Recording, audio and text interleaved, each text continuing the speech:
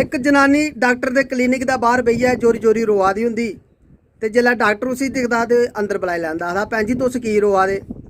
जनानी आखदी केह् दस्सां डॉक्टर साहब मेरा घर आह्ला किश पागल जन होई दा 2-3 महीने दी बस इक्कै गल्ल आखदा मेरा साहब करी ओड़ो मेरा साहब करी ओड़ो मेरा साहब करी ओड़ो। डॉक्टर आखदा कोई गल्ल नहीं तुस चिंता नहीं करो तुस अपने घर आह्ले मेरे कोल लेआओ मैं ओह्दा फ्री च इलाज करी दें। आदि उ'ऐ चक्कर है डॉक्टर साहब वो कुदै जंदा गै नहीं मेरे कन्नै बड़ी जगह लेने की कोशिश की जंदा गै नहीं कुदै। तो डॉक्टर आखदा कोई गल्ल इ'यां करो मैं अपनी गड्डी भेजना अपने ड्राइवर गी भेजना तुस कोहा चाल्ली अपने घर आह्ले मेरे तक पजाओ। आदि ठीक है। जनानी बौंदी महाराज डॉक्टर की गड्डी ते लेई जंदी ड्राइवर ही आखदी भैया मिगी फलानी फलानी जगह इक सनैरे की दुकान है उत्थे लेई चलो उत्थे मेरा घर आह्ला बौंदा।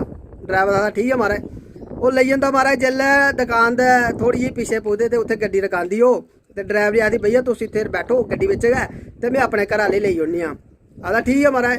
जनानी अंदर सनैरे की दुकान पर अंदर जंदी ते उत्थे कोई महंगा जिहा हार एक पसंद करदी ते उसी आखदी भैया इसी पैक करो ते किन्ने पैसे ओह् हार महंगा हा कोई 3.5 लाख रुपए का। आखदा महाराज कोई 3.5 लाख रुपए का। जनानी आखदी भैया इन्ने पैसे दे फिलहाल मैं आंदे नहीं है मेरे कोल ते इ'यां करो तुस कोई मुड़ा भेजी ओड़ो कन्नै ते मेरी डॉक्टर दी मेरे घर आह्ले डॉक्टर दी दुकान है क्लीनिक है वो फलानी जगह ते तुस बंदा भेजो अपना कन्नै ते मैं पेमेंट कराई ओड़गी।